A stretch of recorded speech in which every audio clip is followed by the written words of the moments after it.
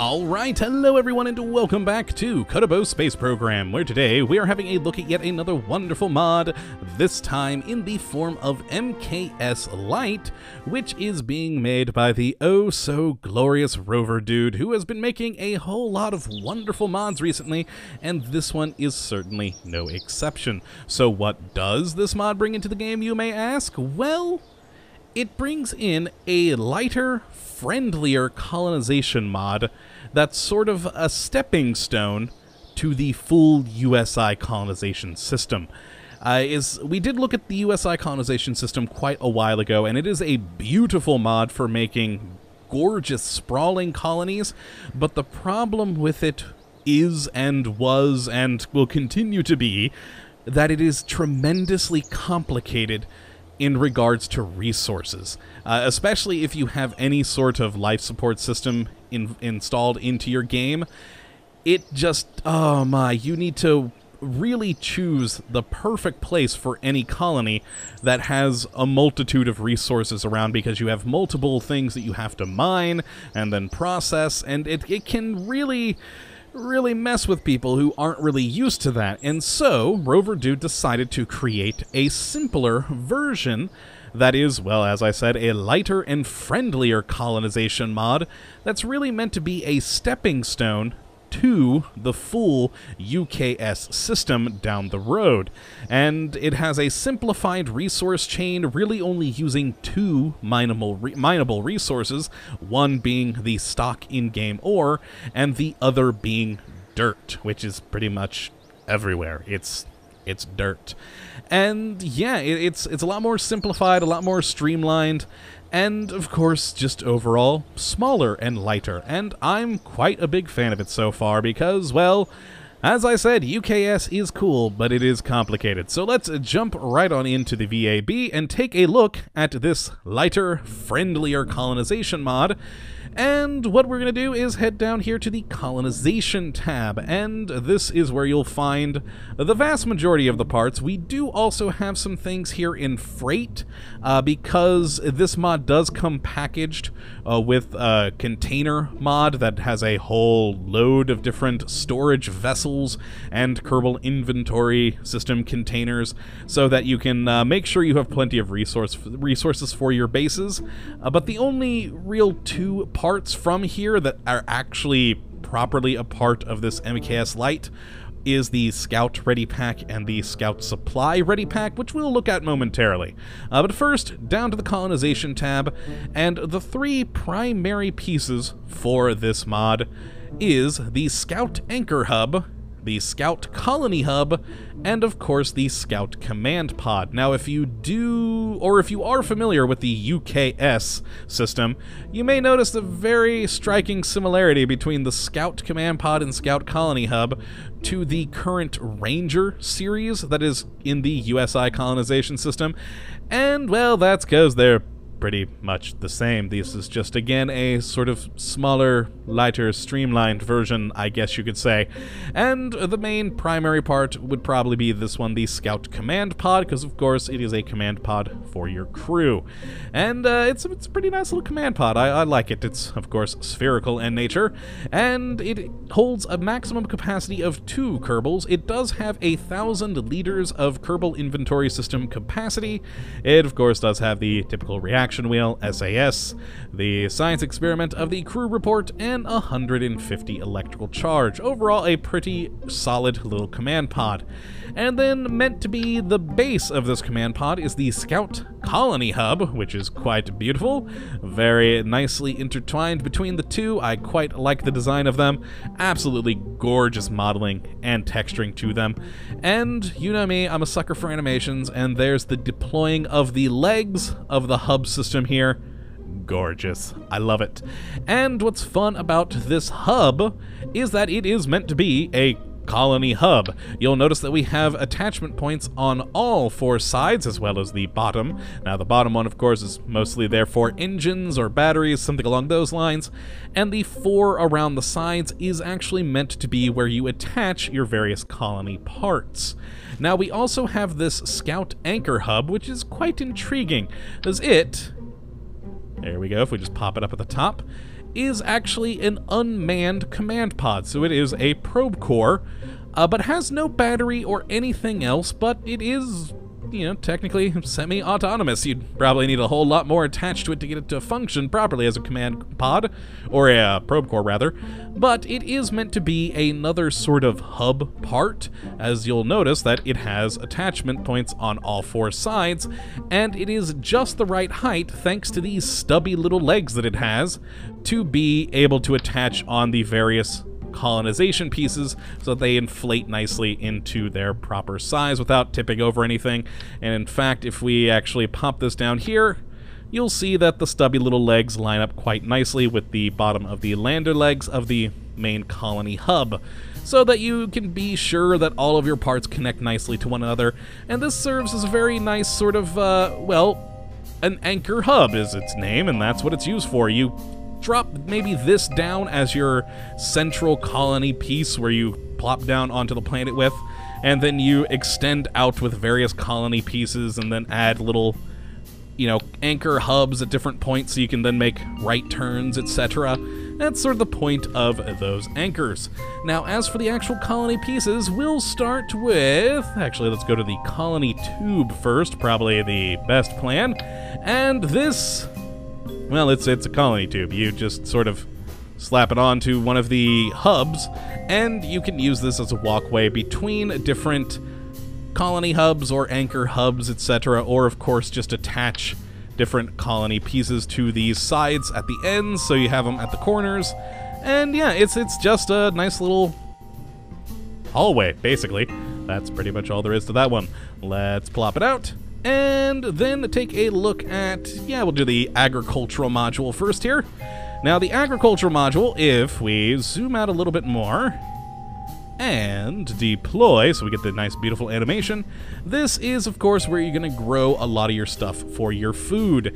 Now, I'll go into all the specifics of how that works once we're outside and actually taking a look at a functioning colony of the stuff, but yes, this is where you create your organics for your food, or whatever life support system you are using. This MKS Lite is compatible with all the three of the major life support systems, so TAC, USI life support, or Snacks. All of them are compatible, and this lovely little agricultural module has a point for each of them, so quite nice. Again, beautiful texturing, beautiful modeling. Let's check that off. We then have a habitation module, which is meant to be, well, a habitation module. You can extend that out. It will hold up to 4 Kerbals inside. We do have a lovely hatch over here too. And yes, it is, well, a habitation module. Holds Kerbals. And if you do, once again, have one of the life support mods installed, it can be used to create food and recycle stuff, etc. Again, I'll talk about all of that more when we are outside, so it does have an integral part in the life support chain. Now, the next thing we have is a Scout Inflatable Storage Module, and this, sadly, we can't inflate in here. I've always been disappointed by that. I mean, I kind of understand, because you don't really want to launch a giant storage module, but at the same time, would you really want to launch a habitation module? So why won't it let me deploy it? I just want to see it.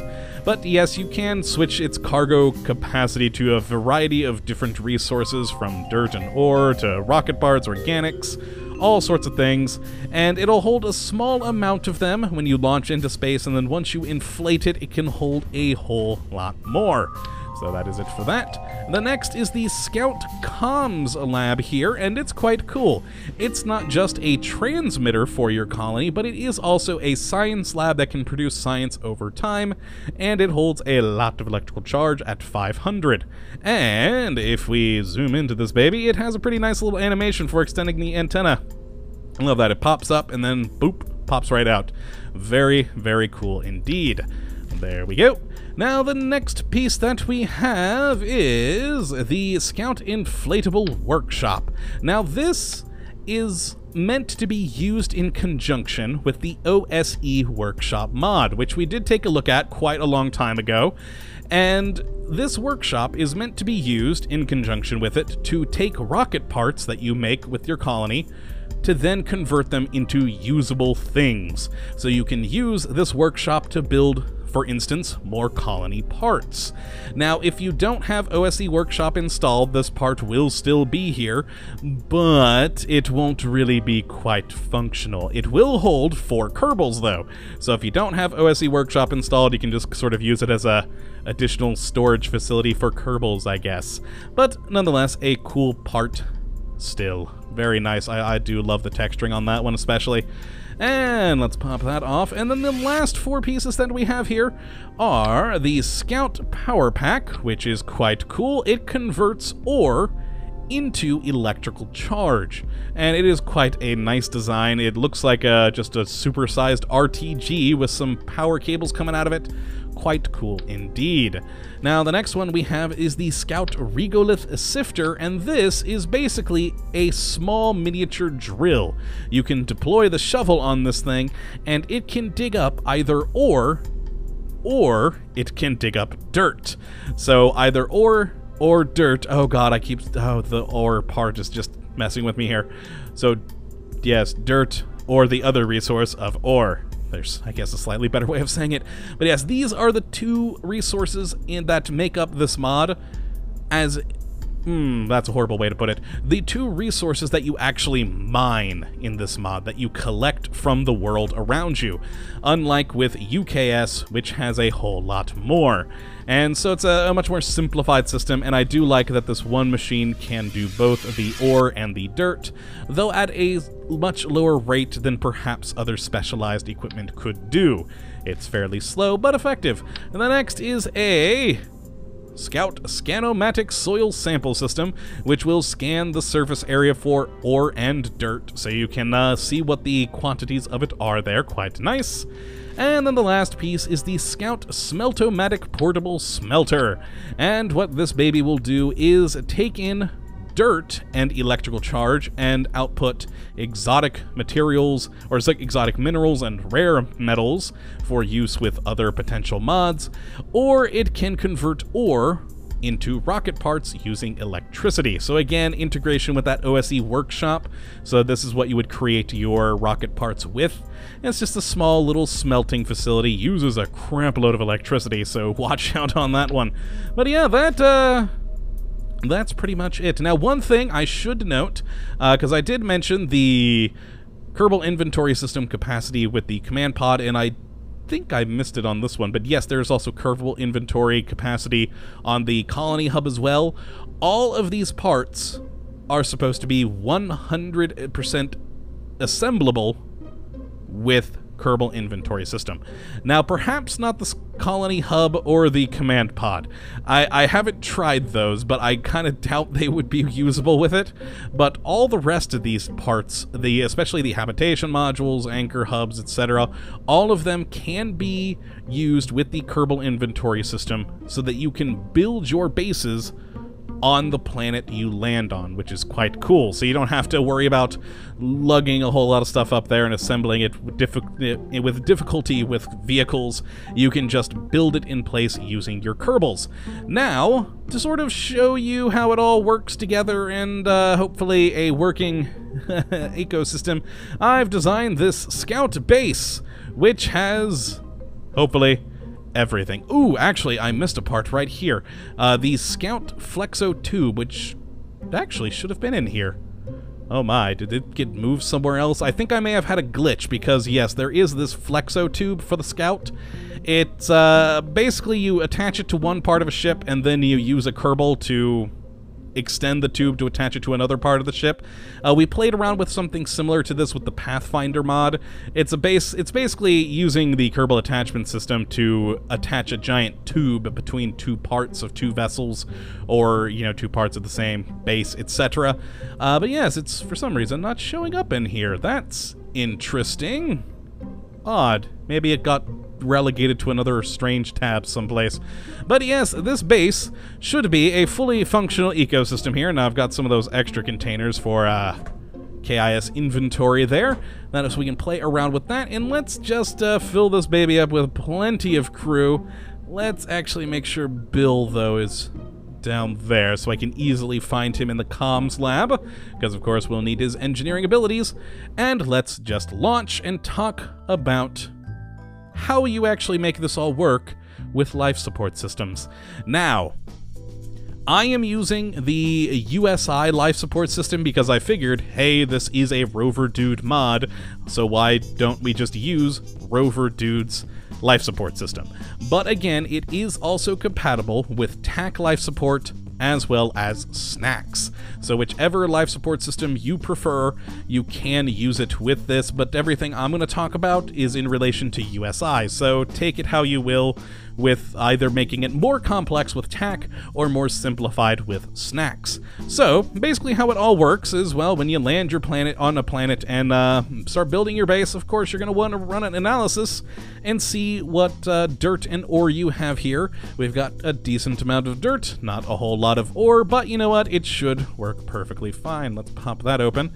And so what we need to do is collect that ore and dirt so we can deploy the shovel. And thankfully, with this Regolith Sifter, we can actually collect both at the same time, so we can do ore production and dirt production, and it shouldn't affect either. I've tried turning off one and just having one running. It seems to collect at the same rate that you have with both of them on. So, and nice with the animations, has the little cogs turning. I do quite enjoy it, and that is going to start collecting ore and dirt. You can see it already collecting quite a nice load of it there. And we could then take that dirt and use the prospector to pull out rare minerals, etc. But for this little base, we really don't need those. We could also make rocket parts, but I actually don't have OSE Workshop installed, so that's useless there. But we could do that if we so desired, so using the Smeltomatic to do those things. Now, one thing we will do before I forget is deploy the giant storage module. Ah, it's beautiful. I don't know why, but I always love when these things deploy. It's just, I find it gorgeous. Now, we are using quite a lot of power, so we could, of course, always use our ore for electrical generation. I actually think I am going to do that to try and maintain our power supplies, because since especially we're not using the ore for making rocket parts, we can use it for power here, which is quite good. And then what we want to do is take the habitat and start recycling. Now, what the recycling is going to do is take the mulch, which is the byproduct of your Kerbals. As your Kerbals consume food in USI life support, they will create mulch. Now, I know in TAC life support there's, I think, just waste, I believe is what it's called, and snacks doesn't have an equivalent, but your Kerbals will produce their waste as they eat, and then that can be recycled into fertilizer using this. So if we turn that on, that should start creating fertilizer at a slow but steady rate, which is good. And then this agricultural module, we can turn it on, and it will take fertilizer and dirt along with electricity and turn it into organic matter. Now again, if you're using life support, it's going to be other materials, it's going to be like water and soil, etc. And that will create the organic matter. Now we go back to the Habitat module, and this one we do have to stop the recycler, because this can only have one of these two functions active at any point in time.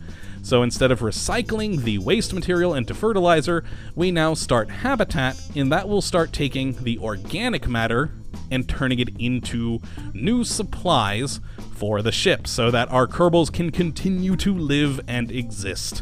And, well, quite frankly, that's important. You would like your Kerbals to actually survive, now wouldn't you? And all in all, it works quite nicely. Now the system, it does work. It goes a bit slowly at the moment, which I believe may be because this is still in alpha. So there are a lot of issues still to be worked out with this system. It definitely is not, shall we say, prime time yet. But it does function well enough to keep a colony going for a fairly long time. Now, so far, I haven't really been able to keep a colony going long term. I've had to have the occasional injection of new supplies into the system, but again, for the most part, it seems to keep it going for longer than it otherwise would, which is quite nice. Now, as for the Kerbal inventory system and Kerbal attachment system stuff, let's get Bill out. Why did I click there? I wanted the hatch. There we go. Get Bill on EVA and drop him. And I need to go get the drill. Oh boy, hold on, let's go over here. I think I put it in this container. Yes, there we go. All right, let's also get out his inventory so we can grab the drill. There we go. And you can see in here in the inventory that we do have an agricultural module and an inflatable storage module. Because again, like I said, all of these parts should be able to be used with the Kerbal inventory system. Now, just having Bill out here, he couldn't possibly carry these on his own because, of course, that's 1,000 liters. He'd have to have the help of a couple other Kerbals, but they could, you know, working together, move one of these things out here and attach it to something. Now, I believe I have something in this one that should be usable. Yes, another Scanomatic soil sampler. We should be able to grab one of those quite nicely. Most of the parts seem to be between 500 and 1,000 liters. The Scanomatic, though, is much smaller at only 227 liters. Woo! So, a little tiny bit smaller. And yes, all I need to do is, well, let's equip the drill and then pull this out. And, oh god, which button to attach again? H. Yes, H. And... ooh. I believe I may have screwed that up. But yes, there's the part. If I would have done it correctly, it would have attached to the tube. But I appear to have messed it up there. But yes, that still... I think it was because I didn't have my drill out. Let's see, grab that. And... let's try this again. There we go, beautiful. I forgot to hold down H. I always forget that you have to hold down H to attach. But yes, there we go. We have attached that to there. And if you had one of the other parts, again, with the help of some other Kerbals, you could attach an agricultural module, etc. So you can build all of these things in situ. Now let's see if we can actually grab this. I disassembled the parts on accident. I actually didn't mean to click that, but there we go, we disassembled it for rocket parts. I forgot that was a thing. But yes, normally you could detach the Flexomatic and then attach it to another place, which actually, I don't have any good place to attach it even if I wanted to, but yeah, you guys have seen that before with actually we've done it with several different mods, most recently with Pathfinder, but it's the same sort of mechanic as attaching pipes in the Kerbal inventory system or Kerbal attachment system. But yeah, that is the MKS Lite. It's a lot more streamlined of a colonization system than we had previously with the UKS system, which again, it's not meant to be a replacement for it, it's meant to be a stepping stone, a learning platform for you to then go and play around with the big boy toys with the full USI colonization system in the future. But this is a good, I think, entry-level point. It only needs 2 mineable resources in the form of ore and dirt, and then everything else is internalized. You create the fertilizer from the mulch, which is the waste byproduct of your Kerbals, and then you use those to make organics, which are then turned into food. So it's mostly an internalized system, but it really teaches you a lot about, you know, how to maintain a life support system that's fully enclosed so that you can then translate that into a full USI colonization system. Now, one thing I should point out, the USI colonization system is not compatible with this, so you really shouldn't have this installed on a save file along with USI. It's sort of meant to be one or the other. This one to teach you and get you into things, and then get rid of it and then move up to USI colonization down the road. Other than that, again, it is still in alpha, so there are a fair few bugs, etc. But still, I've had a lot of fun with it. I've built a couple of bases. Nothing really much bigger than this. All the bases I've built so far have been fairly small little studies of how well we could keep the life support system going, but overall a fun, cool mod. So if you would like to try it out for yourself, you can have a look at the link in the description as always. And if you do build any cool colonies with this, I would love to see pictures of them, so tweet them to me, Google+, Facebook, whatever you use to share those sorts of things.